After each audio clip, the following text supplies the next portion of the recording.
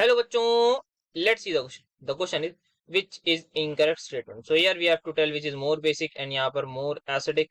Here stability of carbocation, here less reactive. That is we have to see electrophilic substitution reaction का rate. So the key concept that we are going to use in these questions are multiple basically. तो बहुत सारे यहाँ पे multi concept use होंगे. So we can write acidic, acidity, that is acidic character, basicity, that is basic character, stability of intermediate and rate of reaction, ये सब हम लिख सकते हैं. And we can write stability of carbocation. So these are my key concepts.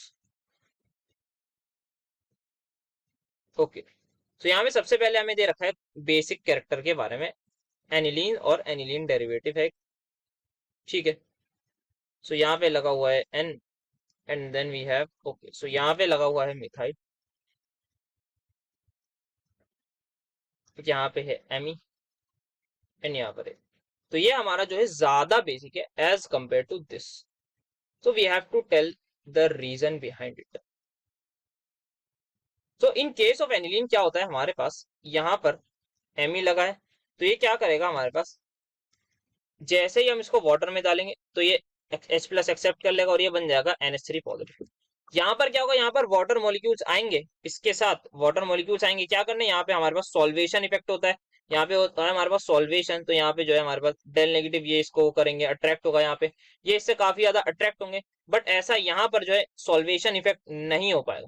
क्यों नहीं हो पाएगा, बिकॉज ये जो हमारे पास मिथाइल ग्रुप है ये इसको रिपेल करता है. तो ये जो इसका बेसिक कैरेक्टर है वो बहुत ज्यादा कम हो जाता है. यहाँ पे इसको इसके इनके सबके बीच में आपस में रिपल्जन होती है, तो यहाँ पे हाइड्रोजन बॉन्डिंग वो बहुत मुश्किल हो जाती है. तो दैट्स वाई इसका बेसिक कैरेक्टर जो है वो बहुत ज्यादा कम हो जाता है.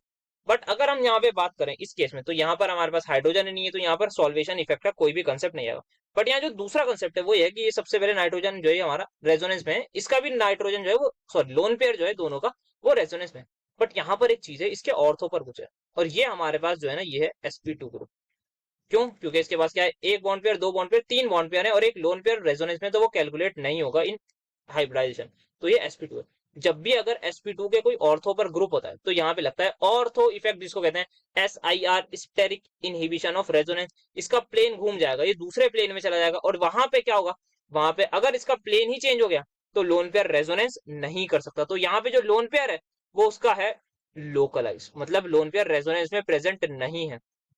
वेरएज यहाँ पे हमारे पास सॉल्वेशन इफेक्ट लगता है, यहाँ पे रिपल्जन होती है, यहाँ पर हमारे पास ये चीज नहीं होती.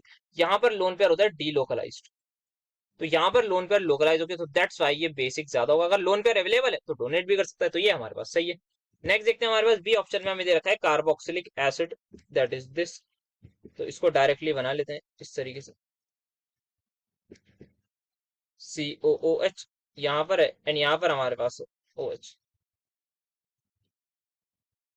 देन दूसरा है हमारे पास सिंपल कार्बोक्सिलिक एसिड. तो क्या होता है हमारे पास, कार्बोक्सिलिक एसिड है ये, इसका अगर कॉन्जुगेट बेस बना है तो यहाँ पे CO नेगेटिव होगा, that is H plus lose कर देगा.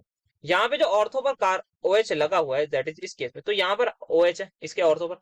अब यहाँ पर क्या होगा, यहाँ पे इस पर आ जाएगा डेल पॉजिटिव, इस पर डेल नेगेटिव होगा, और यहाँ पे हो जाएगी हाइड्रोजन बॉन्डिंग, जिसकी वजह से जो कॉन्जुगेट बेस है वो बहुत ज्यादा स्टेबल हो जाएगा.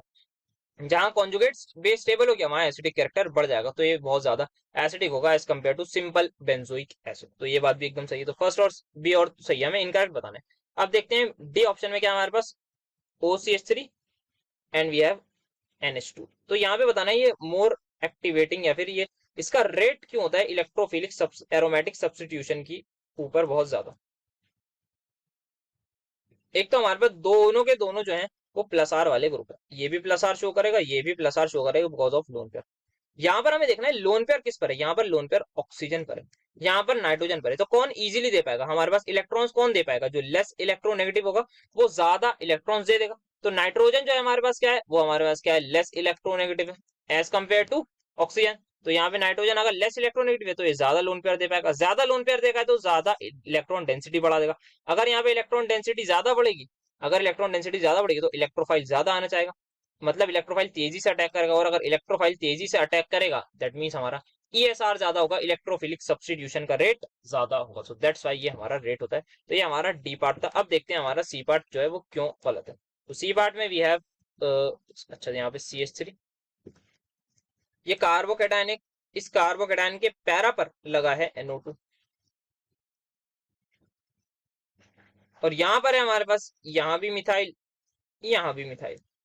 ठीक है, एक और कार्बोकेटाइन है, इस कार्बोकेटाइन पर क्या है, इस कार्बोकेटाइन के पैरा पर तो मिथाइल NO2 है, बाकी कुछ नहीं। ठीक है, तो ये let me just do a cross check. तो इसको लेस स्टेबल है तो ये मोर स्टेबल है, बट यहाँ ऐसा नहीं है भाई। यहाँ पे NO2 लगा है, -R शो कर रहा है, यहाँ भी लगा है -R शो कर रहा है, मतलब अभी तक चीजें ड्रॉन।